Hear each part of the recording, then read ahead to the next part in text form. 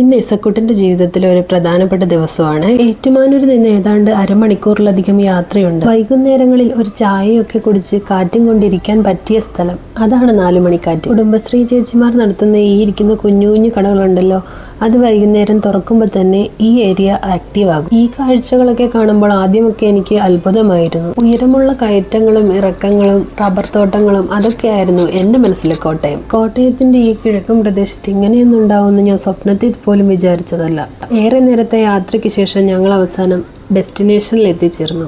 ഇപ്പോൾ ബോർഡ് കണ്ടപ്പോൾ തന്നെ നിങ്ങൾക്ക് ഏകദേശം സ്ഥലം പിടികിട്ടി കാണും. അതെ, ദക്ഷിണ മൂകാംബികയായ പനച്ചിക്കാട്ട് ദേവിയുടെ അടുത്തേക്കാണ് ഈ യാത്ര. ഇവിടെ എത്തിയപ്പോൾ വഴി ചെറുതായിട്ടൊന്ന് കൺഫ്യൂഷൻ അടിച്ചെങ്കിലും അവസാനം ഗൂഗിൾ മാപ്പൊക്കെ ഇട്ട് ഞങ്ങൾ കറക്റ്റ് സ്ഥലത്ത് തന്നെ എത്തിച്ചേർന്നു. ഇന്ന് ദക്ഷിണ മൂകാംബികയുടെ മുന്നിൽ ഇസുക്കുട്ടിന്റെ ആദ്യാക്ഷരം കുറിക്കാനുള്ള വരവാണ്. നേരെ റിസപ്ഷനിലേക്ക് ചെന്ന് വിദ്യാരംഭത്തിനും മറ്റ് അർച്ചനകൾ നടത്തുന്നതിനുമുള്ള റെസീപ്റ്റും എടുത്ത് ആദ്യം ചെന്നത് വിഷ്ണുനടയിലേക്കാണ്. അവിടെ തൊഴുത് വഴിപാടുകളും വാങ്ങിയതിനു ശേഷം വേണം മൂകാംബികയ്ക്കരികിലേക്ക് ചെല്ലാൻ. മൂകാംബികയെ തൊഴുതു വന്നതിന് ശേഷമാണ് വിദ്യാരംഭത്തിന് ഇരുത്തുന്നത്. സത്യം പറഞ്ഞാൽ എനിക്ക് നല്ല ടെൻഷൻ ഉണ്ടായിരുന്നു. കാരണം ഇവളോട് നാക്ക് നീട്ടാൻ പറഞ്ഞാൽ നാക്ക് നീട്ടിയില്ലെങ്കിലോ എന്നൊക്കെയായിരുന്നു എൻ്റെ പേടി. പക്ഷെ അവള് നല്ല മിടുക്കിക്കുട്ടിയായി നാക്ക് നീട്ടി കാണിച്ചു. ആ തിരുമേനി അരിയിൽ എഴുതിയപ്പോഴേക്കും ഓരോ അക്ഷരങ്ങളും അദ്ദേഹം പറയുന്നതിനൊപ്പം തന്നെ അവളും റിപ്പീറ്റ് ചെയ്ത് അങ്ങനെ എഴുതിയൊക്കെ ചെയ്തു. വിദ്യാരംഭത്തിന് എഴുതുന്നതിൻ്റെ തൊട്ടപ്പുറത്ത് തന്നെയാണ് ഒരു തീർത്ഥക്കുളം ഉള്ളത്.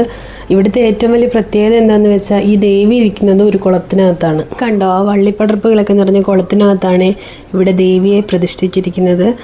ആ തിരുമേനി അതിനകത്ത് ഇറങ്ങി നിന്ന പൂജ ചെയ്യുന്നതൊക്കെ എനിക്കിതൊക്കെ ഫസ്റ്റ് ടൈം എക്സ്പീരിയൻസ് ആയതുകൊണ്ട് ഭയങ്കര അത്ഭുതമായിരുന്നു. വിദ്യാരംഭത്തിന് ശേഷം ഇവിടെ വിരിച്ചിരിക്കുന്ന മണലിൽ അച്ഛനും അമ്മയും ചേർന്ന് കുട്ടിയെ ഹരിശ്രീ എഴുതിക്കണമെന്ന് ആ തിരുമേനി പ്രത്യേകം പറഞ്ഞാണ് വിട്ടത്. പക്ഷേ അവൾ സമ്മതിക്കില്ല.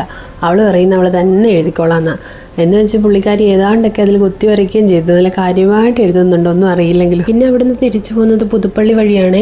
ഈ പള്ളിക്കൊരു പ്രത്യേകതയുണ്ട്. ഇവിടെയാണ് ഉമ്മൻചാണ്ടി സാറിനെ അടക്കം ചെയ്തിരിക്കുന്നത്.